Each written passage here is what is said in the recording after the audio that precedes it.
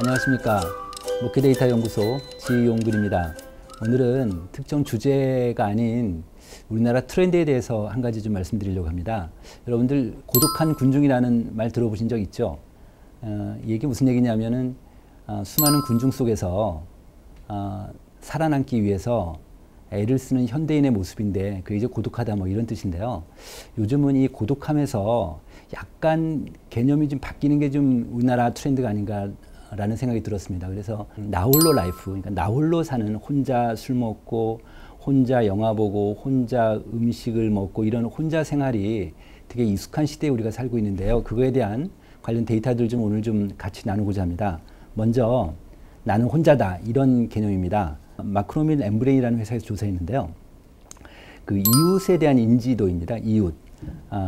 옆집에 누가 사는지 알고 있습니까? 이런 질문을 했어요. 그랬더니 60%가 옆집에 누가 사는지 안다고 대답했고요. 40%는 옆집에 누가 사는지 모른다고 대답한 거예요. 그런데 60%가 다 아는 게 아니라 알지만 어느 정도 아는가도 되게 중요하잖아요. 그래서 그 질문을 한 겁니다. 어느 정도 알고 있는지를 물었더니 그 60% 응답자 중에서 91%가 누가 사는지 정도만 알고 있다고 응답을 했어요. 그리고 옆집 사람을 잘 아는 경우가 그 60% 중에서 9%밖에 안 나왔습니다. 그러니까 한 5.4% 정도가 옆집 사람하고 친하게 지내고 잘 안다 이렇게 표현할 수 있으니까 거의 이웃이라는 개념도 이제 우리가 많이 없어진 거게 돼 있죠. 그 다음에 이제 우리나라 이제 한민족이라고 해서 공동체라는 개념이 있는데 이 공동체성이 약해지고 있다는 그런 뜻입니다. 어떤 질문을 해봤냐면 나는 우리나라 사람들과 더불어 함께 살아간다는 느낌을 가지고 있다. 여기에 대해서 그렇다고 대답한 비율이에요. 이게 2012년도에는 55% 정도 응답을 보였는데 5년 사이에 2017년에는 31% 그러니까 한 24%포인트가 더 줄어들었습니다. 그만큼 이제 계속 이제 옆에 다른 사람들과 함께 살아간다는 느낌이 덜한 거죠. 이런 인식을 우리나라 사람들이 좀 갖고 있고요. 여기서 이제 구체적으로 이제 혼자여도 괜찮다라는 그런 데이터인데요. 한번 보겠습니다. 혼자 시간을 보낼 때의 외로움이 얼마나 있느냐 이렇게 질문했는데 이제 외롭다라는 개념이 이제 그 높음이라 볼 수 있고 외롭지 않다 이제 낮음이라고 볼 수 있는데 외롭지 않다라는 비율이 한 43% 정도 되고요. 외롭다라는 비율이 한 14% 정도 됩니다. 그러니까 혼자 시간을 보낼 때도 외롭지 않다라는 비율이 훨씬 높은 거죠. 또 하나는 혼자 시간을 보낼 때 전반적인 느낌이 어떠냐 이것도 부정적이라는 응답이 한 2%였는데 긍정적이라는 응답이 62% 압도적으로 높죠. 그래서 이제는 혼자 지내는 것도 이렇게 무료하거나 뭐 고독하거나 이런 개념에서 약간 탈피한 게 아니냐 이런 데이터들입니다. 또 하나는 뭐냐면 이제 혼자만의 활동에 대한 그런 데이터들입니다. 나홀로 활동은 대체로 자발적으로 내가 만든 상황이다. 이게 62%인데요.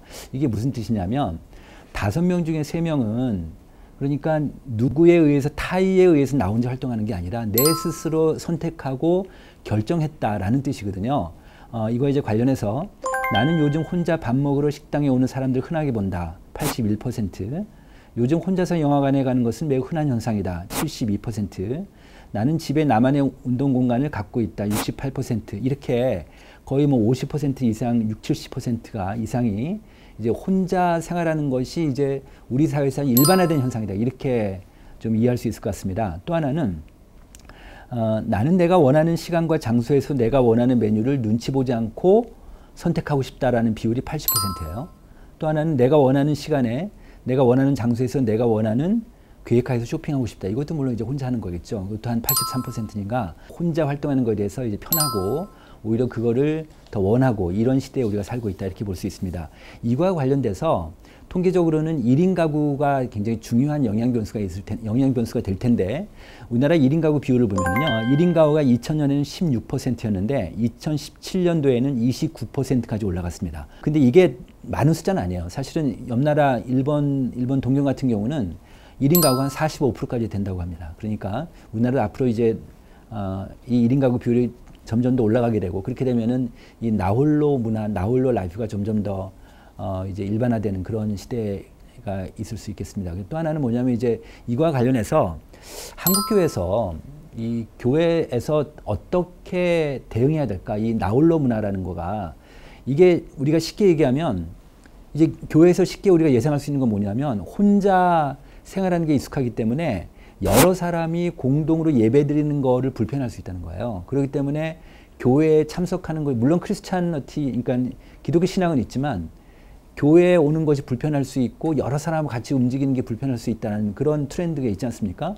그런 의미에서 보면 교회에서 이제 어떻게 대응해야 될까? 예전에는 매주마다 나오던 교인이 어떤 때는 뭐 한 달에 2번 나오고 3번 나오고 1번 나오고 이렇게 되는 거죠. 그러다가 이제 하다가 이제 가난한 교인이 되는 이렇게 될 수 있을 텐데, 그래서 그럼 교회에서는 어떤 대응할까 생각해 봤더니 이 같이 공동체 생활할 수 있는 그런 프로그램들을 만드는 게 되게 중요하겠다. 그래서 공동체성을 강화시키는, 그래서 교회에 나와서 같이 예배드리고 찬양을 하고 같이 말씀을 읽고 말씀을 듣고 같이 교제 나누는 것이 정말 의미가 있고 귀하다. 이런 인식들을 계속해서 교회에서 심어주는 게 굉장히 중요할 거라고 생각합니다. 네, 오늘 준비한 것은 여기까지고요. 이 다음 주에 다시 좋은 주제를 갖고 오겠습니다. 감사합니다.